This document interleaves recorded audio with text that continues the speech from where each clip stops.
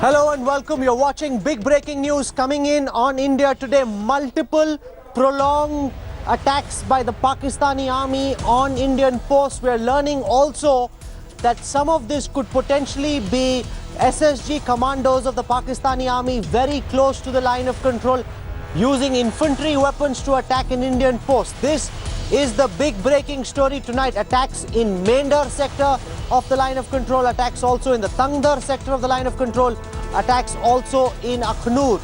I've got Gaurav Sawant joining me. We've got Shiv Arur joining us. I want to go across first to Shiv Arur. Shiv, we have to explain to our viewers the difference between what we're seeing now and what's been seen since the 28th of September. Rahul, right through today there has been information coming in that the Sundarbani post, which is in the Rajouri sector of Jammu and Kashmir, has been under attack by Pakistan army commandos. Now this we can categorically say was not a cross-border strike. The Pakistan army did not manage to cross the line of control and come inside Indian territory. But what we do know is that there has been some kind of an attack on that particular post. There are various accounts suggesting that heavy damage has been wrought on that particular post, but there's nothing official just yet from the Indian army or any of the other border agencies yet about any damage to the Sundarbani post. Very different from what happened last month, Rahul, in the cross-border attack, the cross-border raid that the Indian army conducted, where our commandos actually went 2 to 3 kilometers inside Pakistan-occupied Kashmir to destroy the terror camps there. So what we do know... Stay with me, Shiv. We've got Ashwini Kumar joining us. He's got word coming in that apparently 81 mortars have been fired by the BSF.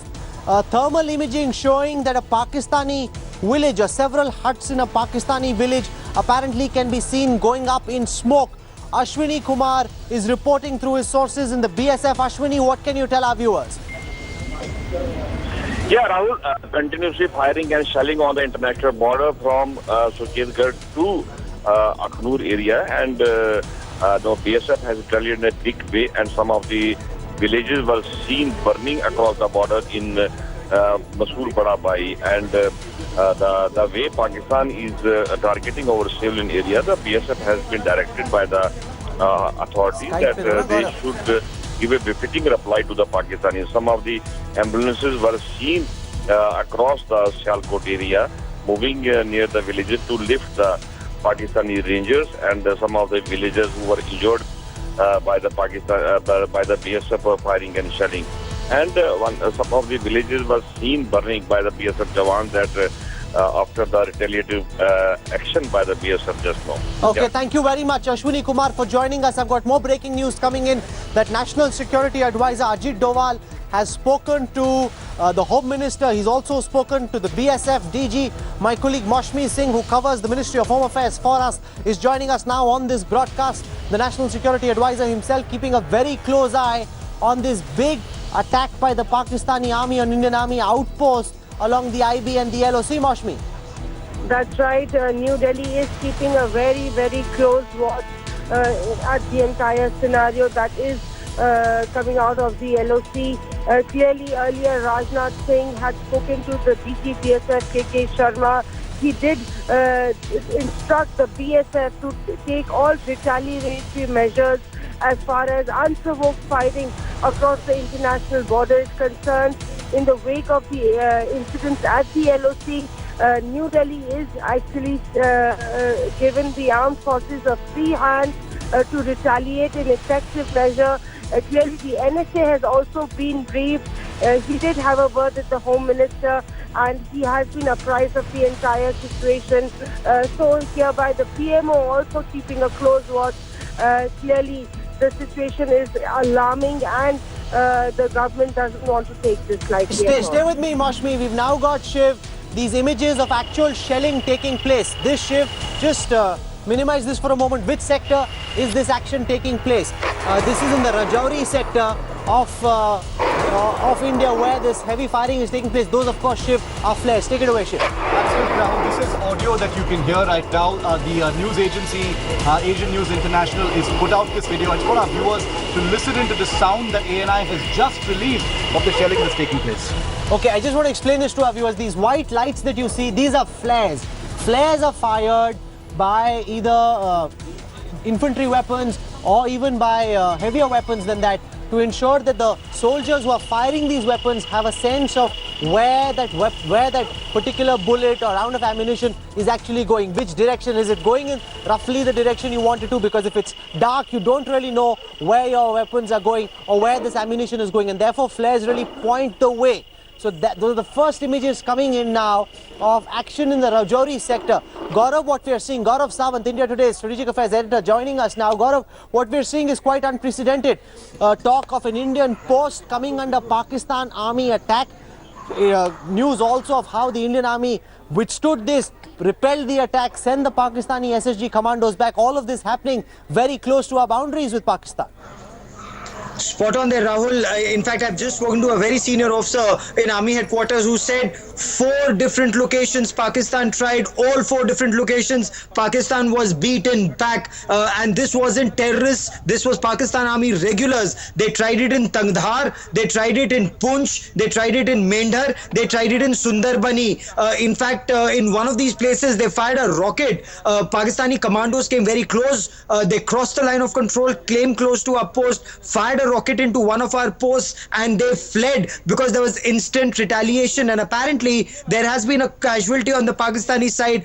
When they were fleeing, the army fired back, and apparently there's been some casualty is what sources are reporting. What I can also tell you, heavy firing is on at multiple locations along the line of control, and you've been pointing out there are those tracer bullets that are going every now and then. Flares are being fired to know whether terrorists are trying to infiltrate or Pakistan Army regulars, commandos and bad action teams, border action teams are trying to infiltrate. And tracer bullets, every 10th bullet is a red colored tracer to know where the ammunition is being fired, Rahul. Especially at night time, it's very critical. There is heavy firing that is on at multiple locations, Rahul. Okay, Gaurav, also explain to our viewers what a border action team is, because some of these terms which you and I use very frequently, some viewers may or may not fully understand. So what is a border action team? How is this different from, say, an Indian Special Forces detachment going and conducting an operation across the line of control? I'm being told by Shiv that we've got these images. These images, of course, are from Rajouri. Here it is on that big screen. These are the flares that Gaurav is talking about. This seems like a mortar flare to me, because a small arm fire flare would move much faster. Gaurav, explain flares, how they're used. Also explain to our viewers bad action teams and how SSG commandos are suspected to have been involved in this attack, which the Indian Army claims to have repelled, Gaurav. Rahul, border action teams are very small groups. They are hybrid groups. They comprise serving and retired commandos of Pakistan Army and terrorists operating together. Border action team are small teams of Pakistan Army and terrorists who operate in tandem. They carry out shallow raids across the line of control onto the Indian side. Their aim is to behead Indian soldiers or kill Indian soldiers and then go back with the trophy, whether it's their heads or their weapons, and claim victory. Pakistan has a series of these border action teams deployed all along the line of control. Rahul, is about 770 kilometers, but this is south of Zojila, both north and south of Pir Panjal. This is where the line of control is very active, and of course 200 kilometers of the international border in Jammu. So in all, about 700 kilometers where we see intense activity. And tonight, from what my sources are telling me, at 4 different locations, Pakistan tried to send in its border action teams / SSG commandos. In all 4 places, they were beaten back, and that is why a very frustrated Pakistan has resorted to heavy firing. In some cases mortar shelling, and flares are being fired. Flares are illuminating rounds. In the dead of the night, there's not much that people can see, the soldiers can see, so they fire an illuminating round into the sky. That illuminating round gives you about 3 minutes of light, and in that 3 minutes, soldiers can have a fair idea of what's happening around. In case required, these flares are fired in quick succession, one after the other, to know what's happening. Then it's such bright light that it's almost like day in that area for between 2 to 3 minutes. So that is why Stay with me, flares. Gaurav. Disturbing news coming in. We've now got a still image of Rifleman Sandeep Singh Rawat. He was martyred in Pakistani Army firing today. We've got some details about where he comes from. His next of kin is Mother Asha Rawat. He's from Uttarakhand, the Pauri Garhwal area, from a tehsil called Dumakot. Gaurav and Shiv, very disturbing this. Rifleman Rawat martyred in action. This was in the Tangdar sector, the same sector this morning. Absolutely. This was the same sector in which Sandeep Singh Rawat of the Garhwal regiment was martyred. Rahul, this was a very tense encounter which took place early in the evening when there was a massive infiltration attempt by at least 13 to 14 terrorists. There could have been some Pakistan Army regulars as well. There's no confirmation on that, but there was a very tense firefight in the buffer zone between the fence and the line of control itself, and that's where Rifleman Sandeep Singh Rawat of the Garhwal regiment was martyred in a tense firefight. Apparently, the infiltration wasn't successful. It was actually foiled.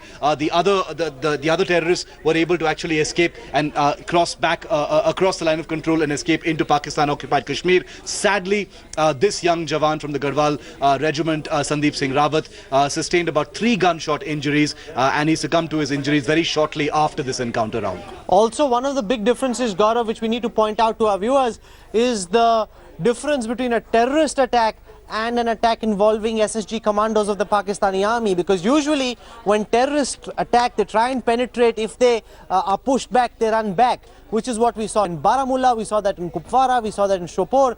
What we're seeing this time, though, is different. Because they are commandos from the Pakistani army, they're staying on and firing back. So they're not running away, they're actually there. So they've come with a mission clearly, and that's the word that's gone out from MOD to all formations on the ground.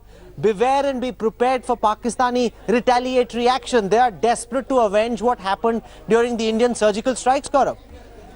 Spot on there, Rahul. From what sources are telling India Today, that these commandos and terrorists, whether this was a hybrid group, it stayed on and fought, and it fought as long as it could. But they were overwhelmed. They were heavily outnumbered and outgunned. Sometime back, we were just told the latest update that's come to the Military Operations Directorate, that the firefight, the intensity of the firefight went down. Apparently, there were casualties on the Pakistani side. They pulled back a bit, but firing from their posts is still on, not just in Tangdar, but that has now intensified and gone to several other posts, Rahul, both north and south of Pir Panjal. So, their attempt to raid failed. It failed at Tangdar. It has failed at Sundarbani, where they fired a rocket into one of our posts and fled back, and there were casualties. But firing is still on, including tracer rounds being fired from both sides, including illuminating rounds being fired from our side, Rahul. Ashwini Kumar is reporting now. He's got an update on the border firing in the Jammu region. He says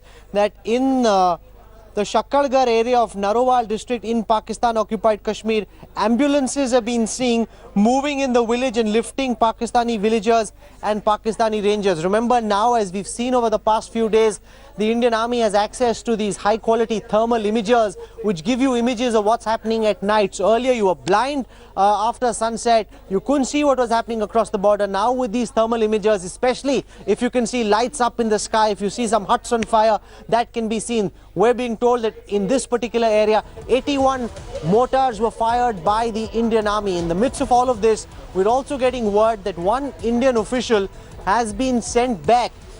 This is a statement that's been put out. Give me a moment as I find it for you. One Indian national has been sent back by Pakistan. Okay, so here it is. This is on the back of India's action this morning, where we sent back one Pakistani national who was in the Pakistani High Commission, but indulging in spying on behalf of the ISI. He was arrested in the act and sent back home. Pakistan clearly upset with that, and an Indian official by the name of Surjit Singh has been declared persona non grata. They've said that by the 29th of October, he must leave.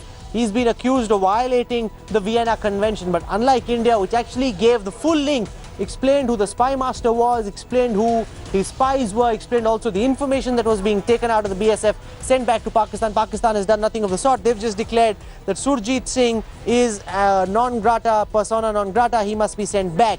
General G.D. Bakshi is joining us on this broadcast. General Bakshi, Mendhar, Tangdar, Akhnur, multiple sectors, also an attempt by Pakistani bad action teams on an Indian post. So the LOC and the IB heating up like we haven't seen since this big Indian surgical strike. What are you making of these developments, General Bakshi? Rahul, General Rahil Sharif is retiring on 29th of November. And my personal gut feeling is he is not in a mood to retire. He finds it humiliating that the civilian he had pushed around, Nawaz Sharif, and given a heart attack to after the Panama Papers, is going to choose his successor. This is a piece of bile that he cannot digest, and the surest way for him to see that he does not retire is to activate the line of control and possibly the international border. If that is it, we are heading for exciting times, and there are two eventualities that could have really happened. One, he is trying a fire assault, and that is to try and push in the last surge of infiltration before the winter. This seems more than that. At Kandahar, there are reports, we are waiting for them to be confirmed, that Pakistani regular special forces, it is being said, were seen near the LC fence. That makes it a serious violation of the line of control. It's an act tantamount to a war. The fact is, Pakistan has no locus standi or excuse to conduct hot pursuit. We are not sending any terrorists into Pakistan. We had every justification in international law to carry out a surgical strike, to carry out a hot pursuit operation, hit their launch pads, and that we have done successfully. Pakistan was so far trying to deny that any such thing took place. You can't hide the truth for too long, especially not from your own people. So what is General Rahil Sharif trying? Is he going to reply in terms of a fire assault across the LC, across the so-called working boundary? Or is he attempting something more serious in terms of a return complement by an SSG raid? From what we're told, that attempt to a great extent has been repelled. Remember, these are Pakistani SSG commandos who claim to compare with India's Special Forces commandos. They were involved in a failed attempt to raid one of the Indian posts being sent back from the LC. That's what the army is telling us. More details will emerge. Remember, we're also being told that there are images coming in from some parts of the border areas where some Pakistani huts can be seen on fire. Remember, this is not a regular ceasefire violation because Pakistani army commandos were involved in this attempt. So this is not just terrorists being infiltrated, but far more sinister. This is a story we'll continue tracking very closely. We're slipping into a quick break. A lot more when we come back on the other side. Stay with us.